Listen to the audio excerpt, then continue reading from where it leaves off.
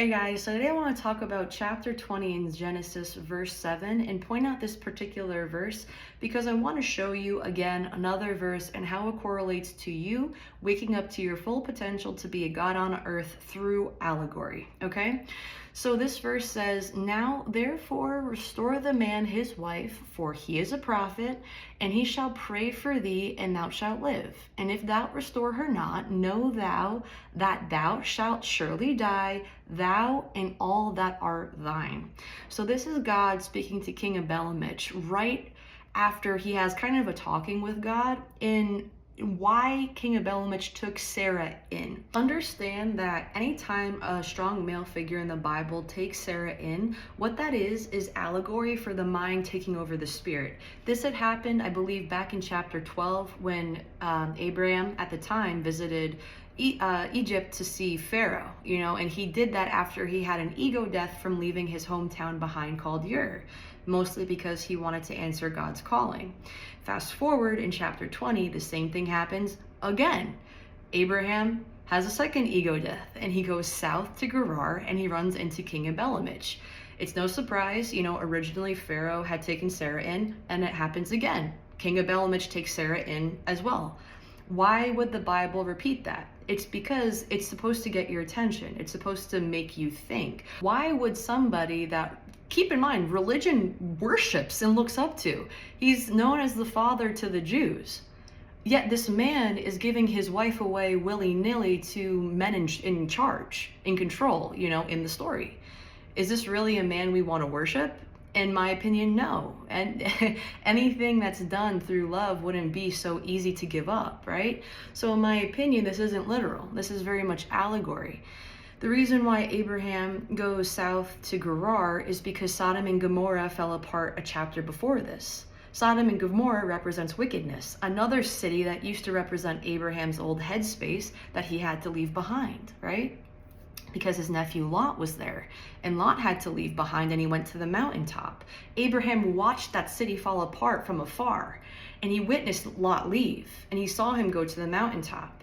That is Abraham witnessing his own conscious awareness ascending, and he's leaving the wickedness behind, ascending to the mountaintop or his third eye, his crown chakra, to receive better enlightenment, to level up in his awareness. So then you might think, okay, well, what does having a second ego death have to do with giving your wife up to some man in power, right?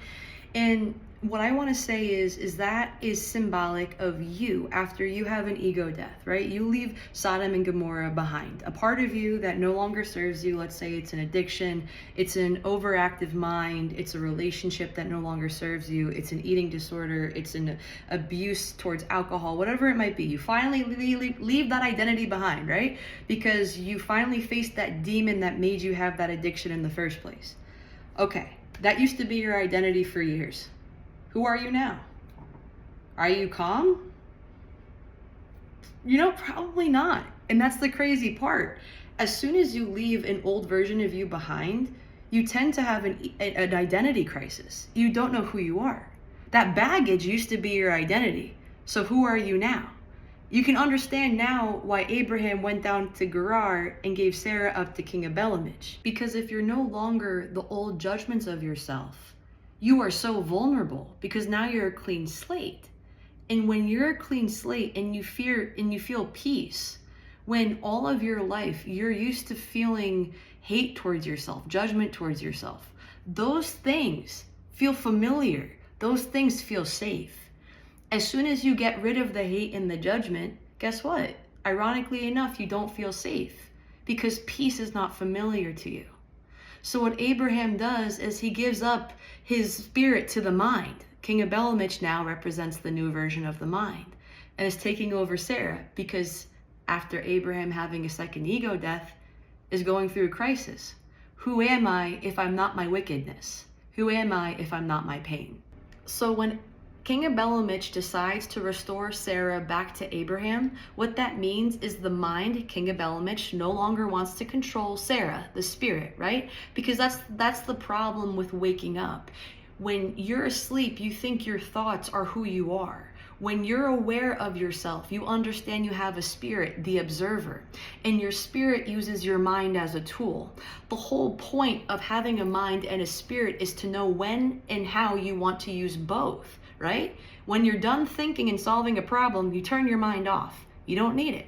You can be the spirit. You can sit in observer mode and just chill and hang out, okay? And when your mind doesn't want to control your spirit, it means you're in flow state, right? You're not overthinking, you're not judging, you're not feeling lack, which in return won't give you lack. When you have conviction, which in Latin translates to faith and vice versa, it means you're living in the wish fulfilled. You're not judging it, you're not overthinking it, because you restored the man his wife.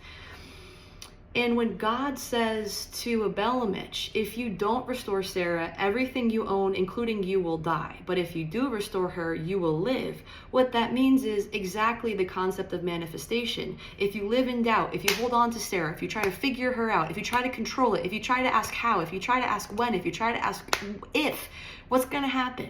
It's all going to go to shit and it's going to die, right? But if you get out of the way, if your mind, King Abimelech, just restores Sarah, just lets her do her thing, just lets her express as the wish fulfilled, you will live, which in turn means you will experience that thing that it is you're asking for.